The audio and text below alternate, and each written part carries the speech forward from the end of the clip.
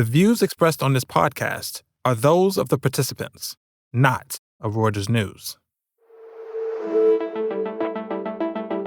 Prosecutors accused the Indian billionaire and other senior executives of paying officials to secure solar farms contracts in India. The firm called the allegations baseless and vowed to fight back. Gautam Adani is one of India's biggest tycoons, with interest in ports, telecoms, and renewable energy. He's perceived to be close to Indian Prime Minister Narendra Modi and was the target of a short seller. Now, in another twist, he is facing US bribery charges. To be clear, Adani says the accusations are baseless and denies them. But scrutiny from US prosecutors is shining a light on India as well as Adani, who has amassed $31 billion of debt, making him one of the largest borrowers in the country. But what does this evolving situation mean to India, the world's largest banks, and the global economy more generally? This is all the focus of this week's Viewsroom.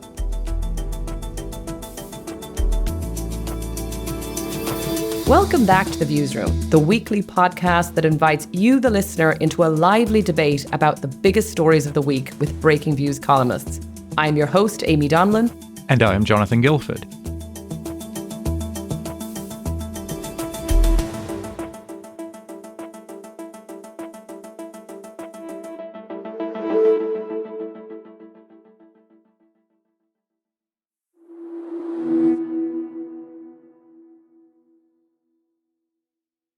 So, Amy, it kind of feels like we're in a golden era of industrial tycoons bestriding the globe, between Elon Musk and his entanglements with Donald Trump, Larry Fink kind of selling his wares across the planet. But, of course, Adani, the second richest man in India, the world's fifth largest economy, like even by those standards, he's quite a towering figure in his own country and abroad, right?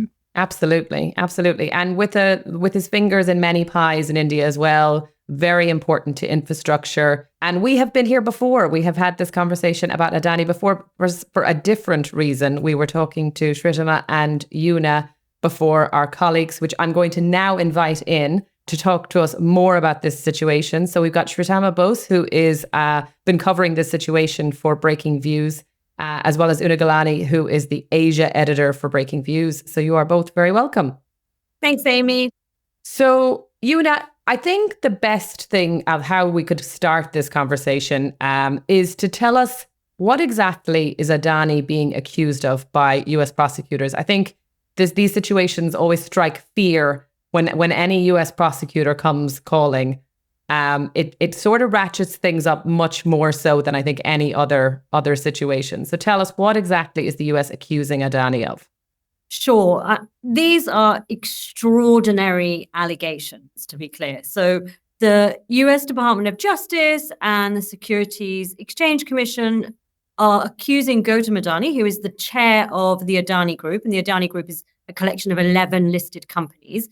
They're accusing Gautam Adani and his nephew Sagar and a few others of agreeing to pay some $265 million in bribes to Indian government officials to win solar power contracts. And this case revolves around one of his companies, Adani Green Energy. And it covers events that took place between 2020 and 2024, allegedly took place, of course. And the US is effectively claiming jurisdiction here because the Adani Group sold bonds to US-based investors. Fascinating stuff. So, I mean, tell us again, maybe then, why this Adani scandal is such a problem for India more locally. Yeah, I mean, it's really hard to overstate the potential sweeping political and economic implications of the situation. I mean, it's political because, as you rightly said, Adani is seen as close to the prime minister, and his empire grew so rapidly over the past decade, which Modi has been in power. And the shares of his companies rocketed. Some of them were trading on 300 times multiples of earnings. I mean, it's really, really extraordinary. This was just a couple of years ago. Now the opposition, of course, they smell blood.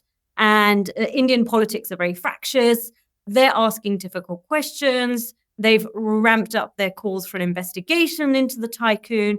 And essentially, Modi's opponents are accusing the prime minister implicitly of crony capitalism. And this is a charge that has brought down governments in the past in India, or at least helped vote them out of power. Now, this is an extreme outcome. We're not there yet. But this is partly what is at the back of people's minds. And this is an economic problem for India too, because, as you laid out, he's involved in so many parts of the economy. I mean, it feels like so much of India's rising star really rests on Adani's fortunes. He's one of 3 families through which all of India's business interests, or at least the bulk of it, is really consolidated. Their investments, they really drive GDP.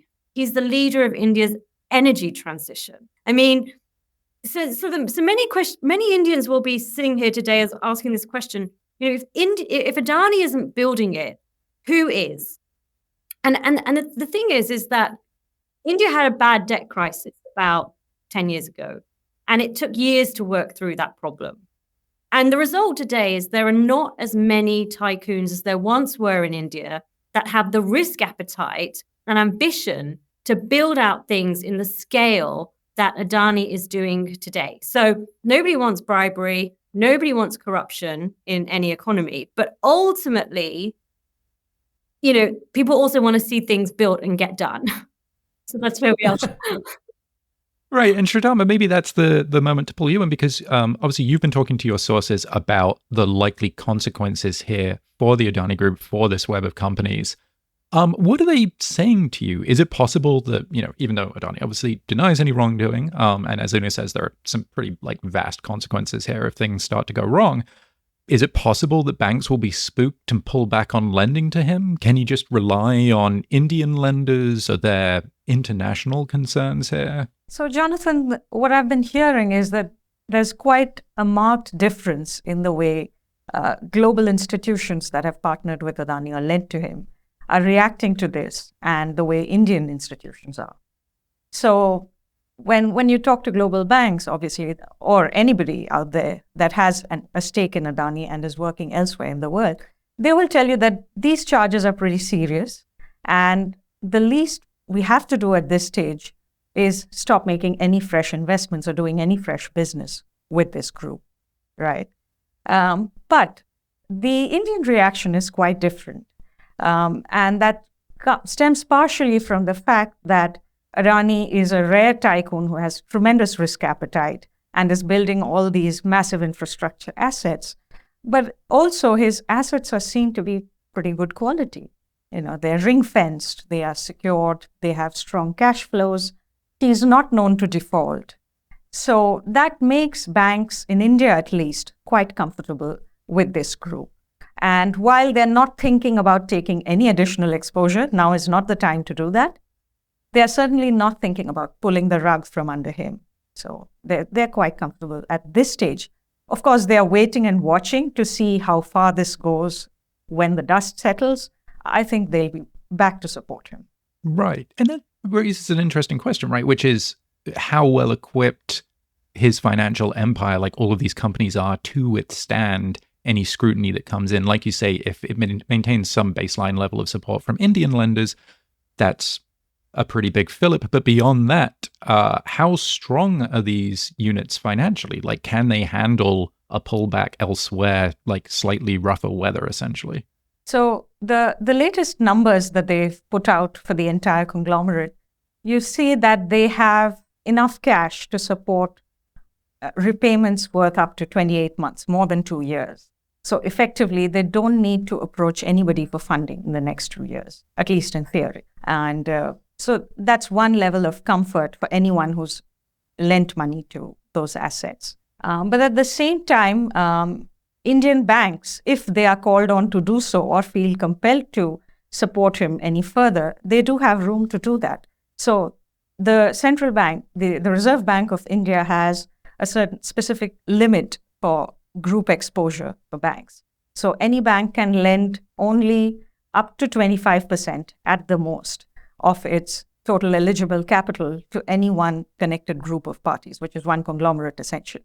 So right now, Indian banks have about $13 billion of exposure to them. And the calculation that we did, if they max out their limits, it goes up to 5 times that. So they're nowhere near the limit right now. So, he can be sure of their support if he needs it. I mean, it's effectively a lot of the thing to remember here is a lot of Indian lenders, not all of them, but a lot of them are state controlled, right? So the state can lean on them to lend, even if they don't necessarily think this is a good risk or a bad risk. And as Shrutama says, it's not in their self-interest to pull the rug out from under Adani. Not only is he a big borrower and is he a big depositor in the banks, knocking down this group would send enormous shockwaves across the economy. It would have profound implications. So, in the long term, the idea of pulling back to Indian banks and Indian lending to fund Indian debt to fund Indian infrastructure is a very sensible solution for the economy. But trying to do that under pressure, it's a pivot that, watching this group trying to do that's going to be very difficult. And if you want to fund infrastructure and you're not funding Adani, who will you fund? I suppose as well, though, so I think if I'm understanding you right, Shrutama, basically between the cash that he has, in basically savings, the Indian banks that could hopefully help him, that he would certainly be able to weather this storm to a certain point. But I often wonder if you say, as you say, Una, if it's the government is sort of encouraging the banks to help with a situation where the US is leaning on a tycoon like this, does that create like bigger problems between the US and India? I don't think so necessarily. I mean, I think that, a lot of people in India want to see this, reducing this situation to sort of bad geopolitics. And some people are saying, Washington doesn't want India to succeed, and this is confirmation of that. And so we must be more self-sufficient. But in reality, the way some of the US agencies work, it's part, I'm sure like there's an element of politics to it, but it can also that, they can go after friend and foe alike. And so it's the line between those two things are not necessarily a straight one. I gotcha. And Una, if I could go back, because we have all sat here talking about Adani before, the short selling sort of attack on him early last year. What is the reaction like versus, well, first of all, I suppose, again, maybe just remind our listeners what exactly happened with Hindenburg and what they accused Adani's empire of being. And also then what is the sort of difference, I suppose the add-on question that is, what is the difference between now and that attack? I think, so this is like the Hindenburg short attack on steroids. So 2 years ago, Hindenburg, US-based short seller, came out and they published a long report and they said, accused Adani of committing fraud, a giant fraud across its companies on multiple levels. And obviously the Adani group denied it. And the stocks went on a huge roller coaster ride, lost $150 billion of value, recovered most of the way until we got to where we are today, which now they've taken another knock back. Now, the difference this time, of course, is that the reaction, so it gives us a clue of how the crisis will play out. But the reactions this time are going to be sharper.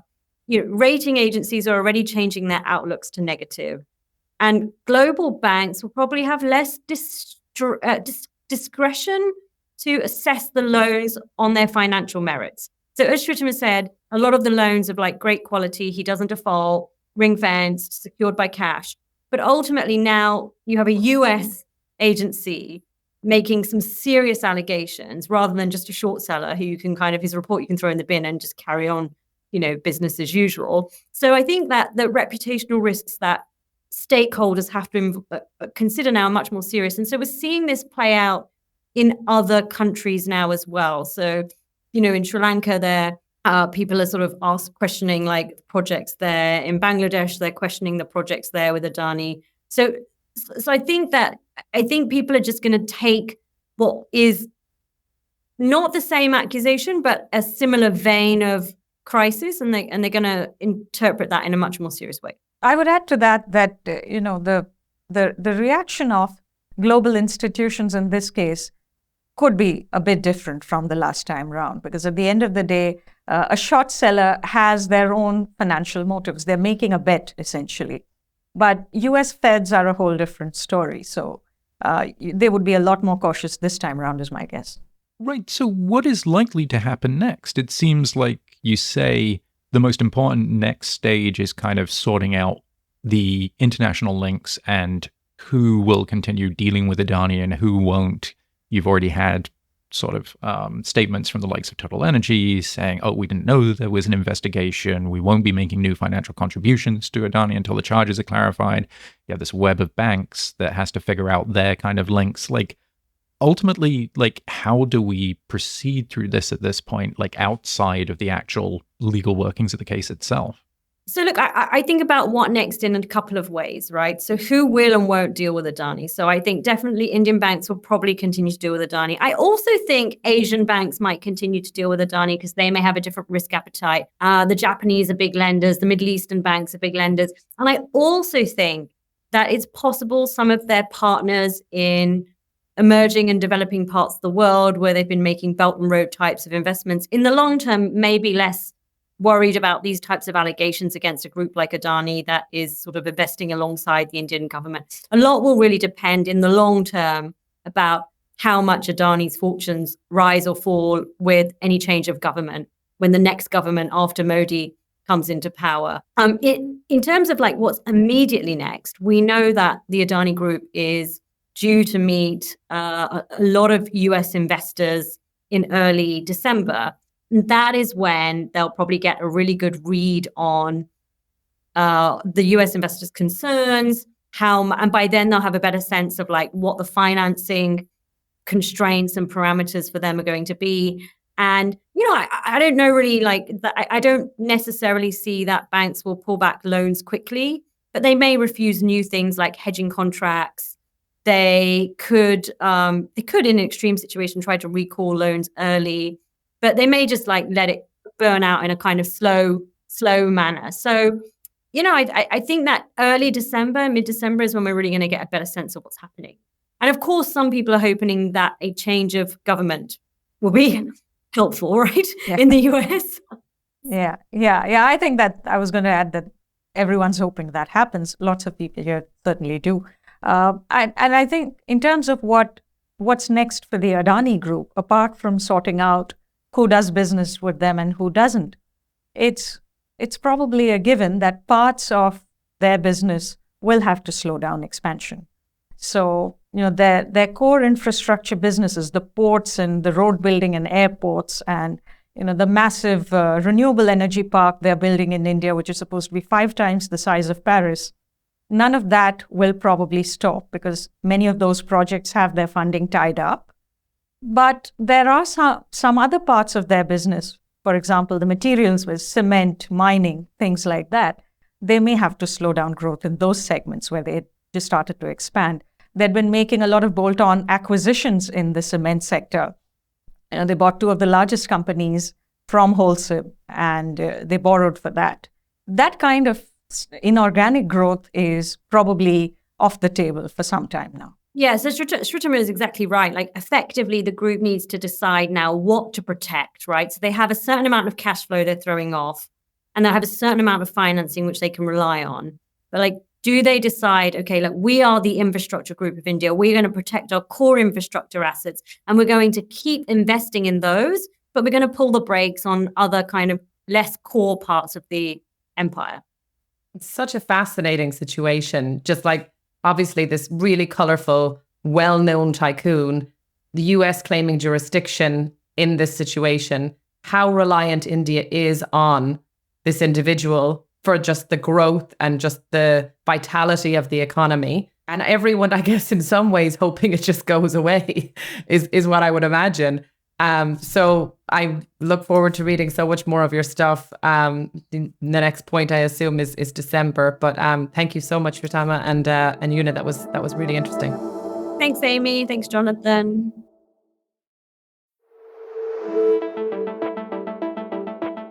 Thanks for tuning in. This podcast was produced by Oliver Tashlich in London. You can listen to a new episode of The Viewsroom every Thursday on the Reuters app or your favorite platform. And don't forget to tune in to our sister podcast, The Big View, every Tuesday, as well as the other great podcasts from the Reuters team. If you like what you heard, please follow The Viewsroom and let us know what you thought. And check out our views on the biggest stories in business and finance every day at breakingviews.com and Reuters.com.